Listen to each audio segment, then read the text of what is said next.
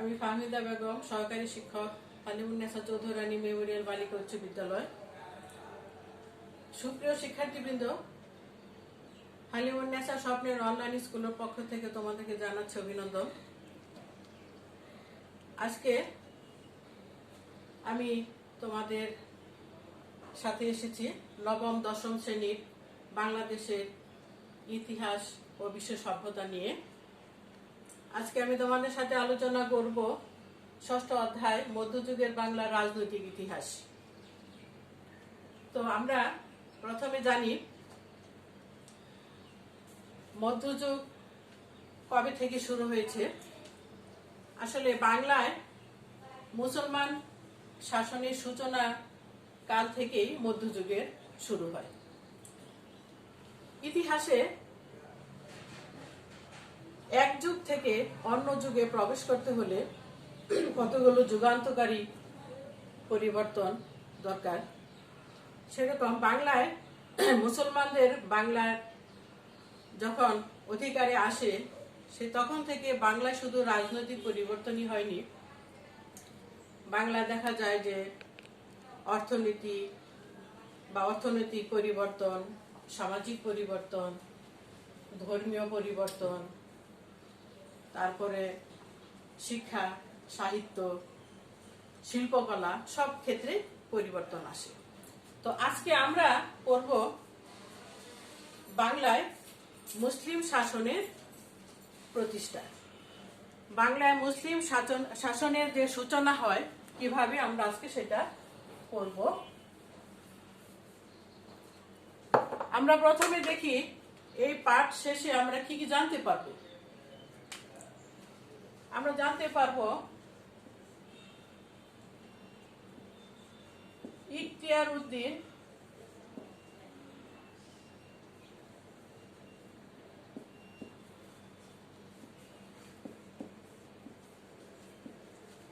মুহাম্মদ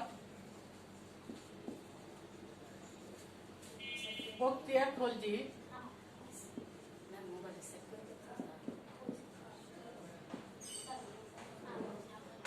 কে ছিলেন?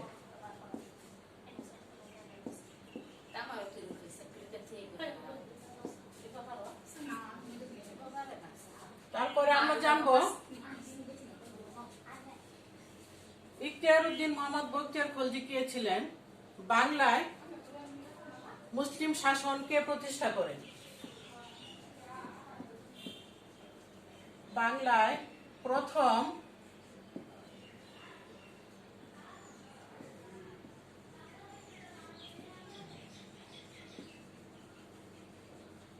মুসলিম শাসন কে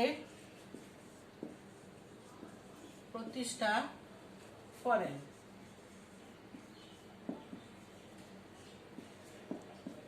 তারপর জানতে পারবো বখতিয়ার খলজির বাংলা বিজয়ের সম্পর্কে।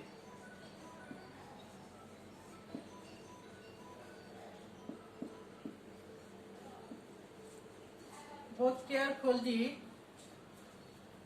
কিভাবে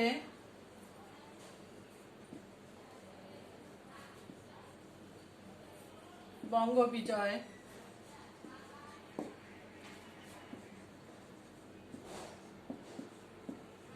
করেছেন তা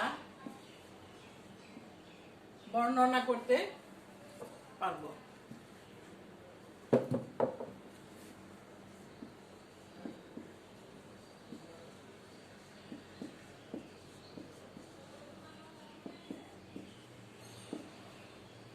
আচ্ছা, তাহলে আমরা প্রথমে জানি বখতিয়ার খলজি কে ছিলেন। ইখতিয়ার উদ্দিন মোহাম্মদ বখতিয়ার খলজি 13 শতকের শুরুতে তিনি বাংলায় সেন শাসনের অবসান ঘটিয়ে সর্বপ্রথম বাংলায় মুসলিম শাসনের সূচনা করেন। বখতিয়ার খলজি ছিলেন আফগানিস্তানের অধিবাসী। ইতিহাসে তিনি বখতিয়ার খলজি হিসাবে বেশি পরিচিত। আসলে তিনি জাতিতে ছিলেন তুর্কি, বংশে ছিলেন খলজি এবং পেশাতে বৃত্তিতে ছিলেন একজন ভাগ্যান্বেষী সৈনিক। তারপর বখতিয়ার খলজি দেখা যায় যে বখতিয়ার খলজি ছিলেন একজন স্বীয় কর্মশক্তিতে বিশ্বাসী।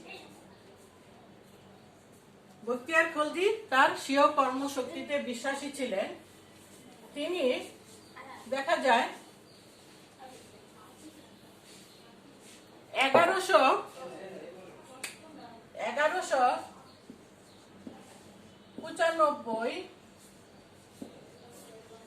খ্রিস্টাব্দে 1195 খ্রিস্টাব্দে তিনি তার নিজ বাসস্থান জন্মস্থান ত্যাগ করে জীবিকা অর্জনের অন্বেষণে তিনি আসেন গজনিতে। তো গজনিতে এসে তিনি দেখা করেন শিহাবুদ্দিন ঘুরির দরবারে তিনি দেখা করেন এবং তার কাছে তিনি একটা তার সৈন্য দলে চাকরি চেয়ে তিনি ব্যর্থ হন। কারণ বখতিয়ার খলজি দেখতে কালো, খাটো এবং লম্বা হাত বলে, কুৎসিত চেহারার বলে সে হয়তোবা সেখানে সেনাধ্যক্ষের দৃষ্টি আকর্ষণে ব্যর্থ হয়। পরবর্তীতে দেখা যায় যে এই ধরনের দেহের বৈশিষ্ট্য যাদের, তুর্কিরা তাদেরকে অমঙ্গল বলে বিবেচিত করত। তারপর তিনি সেখান থেকে ব্যর্থ হয়ে তিনি দিল্লির সুলতান কুতুবউদ্দিন আইবেকের দরবারে যান। সেখানেও তিনি ব্যর্থ হন। তারপর তিনি সেখান থেকে ফিরে বদাউনে যান। সেখানে বদাউনের শাসনকর্তা হিজবরউদ্দিন তিনি তাকে একটি সৈন্যবাহিনীতে মাসিক বেতনভোগী কর্মচারী হিসাবে তাকে নিযুক্ত করেন। কিন্তু বখতিয়ার খলজি ছিলেন একজন উচ্চবিলাসী মানুষ। তার এই স্বল্প বেতনভুক্তি, সেই সৈন্যবাহিনীতে চাকরি করা তার জন্য এবং সে সন্তুষ্ট ছিলেন না। তারপর তিনি এই বদাউন ছেড়ে তিনি যান অযোধ্যায়। সে অযোধ্যার শাসনকর্তা হুসামউদ্দিনের দরবারে যান। সেখানে তিনি একটি পর্যবেক্ষণের কাজে তাকে নিযুক্ত করেন। তো বখতিয়ার খলজির সাহস এবং বুদ্ধিমত্তা দেখে হুসামউদ্দিন খুবই সন্তুষ্ট হয়ে তাকে তখনকার সময় সে মির্জাপুর জেলা ভাগবত ও ভিউলি এই দুইটি জায়গা তাকে জাগিরদার দান করেন। সেখান থেকে কিন্তু বখতিয়ার খলজি তার ভবিষ্যৎ উন্নতির একটা উৎস খুঁজে পান। আর এই ভাগবত ও ভিউলি এই দুইটা জায়গায় হয়ে ওঠে তার শক্তি কেন্দ্র। আমরা দুইটা জায়গার নাম পাচ্ছি, একটা হচ্ছে ভাগবত ও ভিউলি।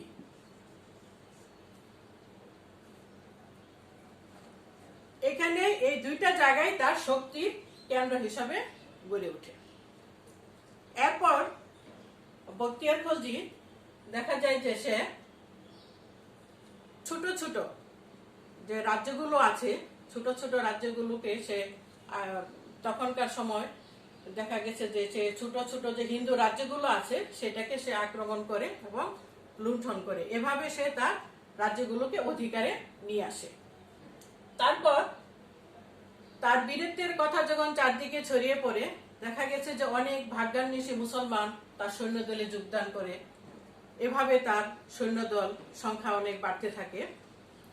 এভাবে সে অগ্রসর হয়ে পার্শ্ববর্তী এলাকায় একটি জায়গা, সেটা ছিল দক্ষিণ বিহার, সেখানে সে আক্রমণ করে। দেখা গেছে যে একটা দুর্গের মতো প্রাচীর ঘেরা দুর্গ, সেখানে সে আক্রমণ করে এবং সেখানে গিয়ে দেখে, অধিকার করার পরে সেখানে সে গিয়ে দেখে, তার অধিকারে যখন আসে, সেখানে যে দুর্গের অধিবাসীরা ছিল সবাই ছিল এবং মণ্ডিত মুস্তক, মানে মাথা নেড়াপ করা ছিল এবং বই পুস্তকে ভরপুর ছিল সেই দুর্গটি।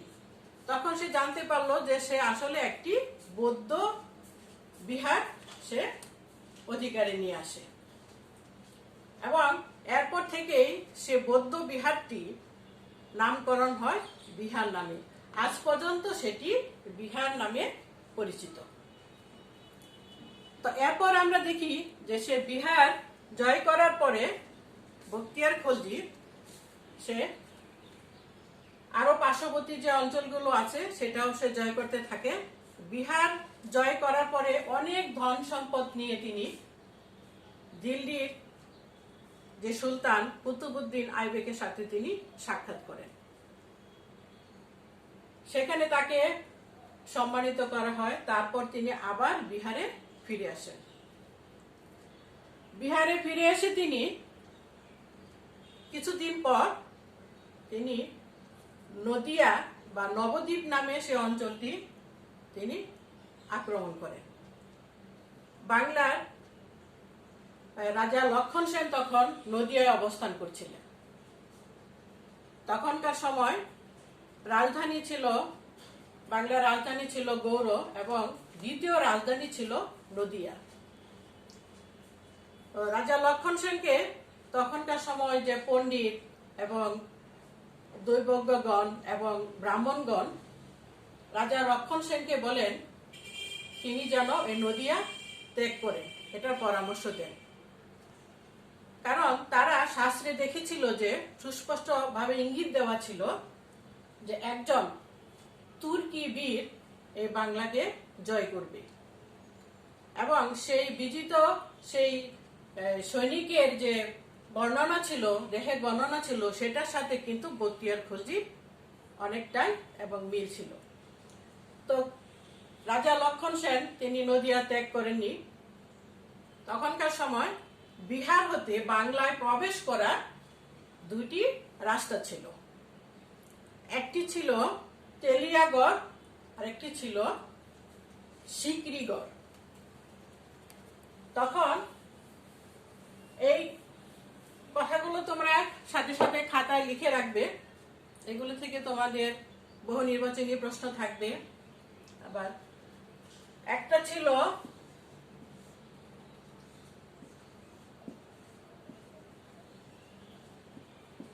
তেলিয়াগড়, আরেকটা ছিল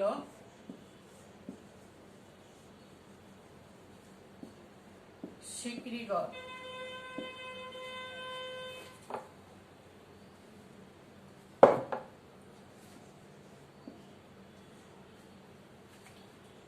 তো স্বাভাবিকভাবেই এই দুটি রাস্তা ছিল সুরক্ষিত। সুরক্ষিত মানে সৈন্য দিয়ে সেটা সুরক্ষিত ছিল।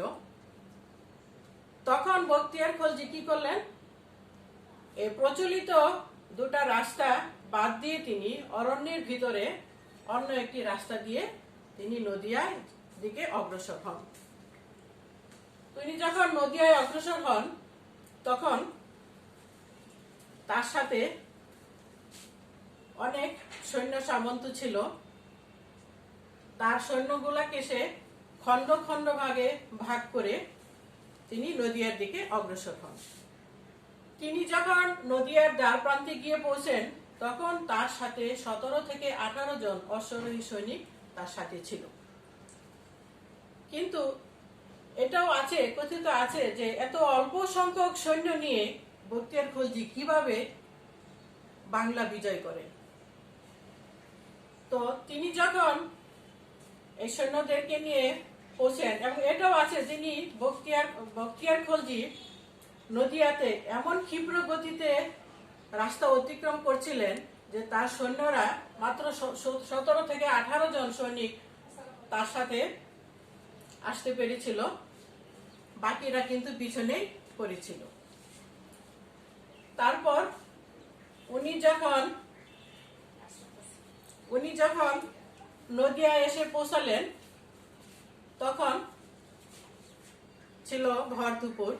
রাজা লক্ষণ সেন মধ্যাহ্ন ভোজনে ব্যস্ত ছিলেন, প্রাসাদ রক্ষীরা সবাই আরাম আয়েসে ব্যস্ত ছিলেন এবং অন্যান্য যারা নগরবাসী আছে তারা যার যার কাজে ব্যস্ত ছিল।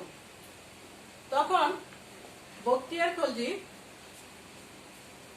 সেই প্রাসাদের দ্বার প্রান্তে যখন আসেন তখন রাজা লক্ষণ সেন তাকে অশ্ব ব্যবসায়ী মনে করে প্রাসাদে ঢোকার অনুমতি দেন। বখতিয়ার খলজির সৈন্যরা প্রাসাদে যখন ঢোকার পর তারা তরবারি উন্মুক্ত করে দেহরক্ষীদেরকে হত্যা করে। এই অতর্কিতে এই আক্রমণে চারদিকে হইচই পড়ে যায় এবং সবাই ভয় পেয়ে যায় এবং প্রাসাদে যারা ছিল তারা সবাই প্রাসাদকে অরক্ষিত রেখে তারা পালিয়ে যায়। তখন রাজা লক্ষণ সেন খুবই হতাশ হয়ে পড়েন। তিনি আত্মরক্ষা করার জন্য কোনো উপায় না দেখে তিনি প্রাসাদের পিছনের দরজা দিয়ে সপরিবারে তিনি উত্তরবঙ্গের মুন্সিগঞ্জে, বর্তমানে মুন্সিগঞ্জে তিনি আশ্রয় নেন। তো এভাবে দেখা যায় যে বখতিয়ার খলজির যে বাকি সৈন্যগুলা ছিল যারা ছিল তারা ইতিমধ্যে প্রাসাদে এসে পৌঁছায়। তার দ্বিতীয় দল তৃতীয় দল তারা এসে পৌঁছায় এবং পুরা প্রাসাদটি তখন অবরুদ্ধ করে ফেলে। এভাবেই দেখা যায় যে বিনা বাধায় বখতিয়ার খলজি নদিয়া জয় করে নেয়। ইতিহাসে এই নদিয়ার জয়ের তারিখটা সঠিকভাবে নেই, ঐতিহাসিকগণের মধ্যে মতভেদ রয়েছে। তবে 1204 খ্রিস্টাব্দে এই নদিয়া জয় হয়েছিল বলে বিবেচিত হয়। তাহলে আমরা দেখতে পাচ্ছি যে বখতিয়ার খলজি 1204 খ্রিস্টাব্দে নদিয়া জয় করেন। এরপর বখতিয়ার খলজি নদিয়া জয় করার পর তিনি অগ্রসর হন লক্ষণাবতীর দিকে। তখনকার সময় লক্ষণাবতী বা গৌড়, সেখানে অগ্রসর হয়ে তিনি লক্ষণাবতী জয় করেন এবং সেখানে তিনি রাজধানী স্থাপন করেন, যেটা এখন নাম লখনৌতি। মুসলমানরা সেই স্থানের নামকরণ করেন লখনৌতি। সেখানে জয় করার পর লখনৌতিতে তিনি রাজধানী স্থাপন করেন। তারপরে তিনি আরো কিছু ছোট ছোট রাজ্য জয় করে মুসলমানদের অধীনে নিয়ে আসেন। কিন্তু দেখা যায় যে তিনি লক্ষণাবতী, গৌড় এবং নদিয়া জয় করার পরে তিনি একটা সাম্রাজ্যের অধিপতি তিনি হন ঠিকই, কিন্তু পুরো বাংলার অধিপতি বা অধিকারে তিনি আনতে পারেননি পুরো বাংলাকে। রাজা লক্ষণ সেন কিন্তু পূর্ব বাংলায় তার অধিকার অক্ষুণ্ণ ছিল। পরবর্তীতে রাজা লক্ষণ সেনের মৃত্যুর পর তার বংশধরেরা সেই পূর্ব বাংলায় বেশ কিছুদিন তারা রাজত্ব করে। এরপরে দেখা যায় যে গৌড় ও লখনৌতি বা লক্ষণাবতী জয়ের পর বখতিয়ার খলজি সেখান থেকে তিনি অগ্রসর হন।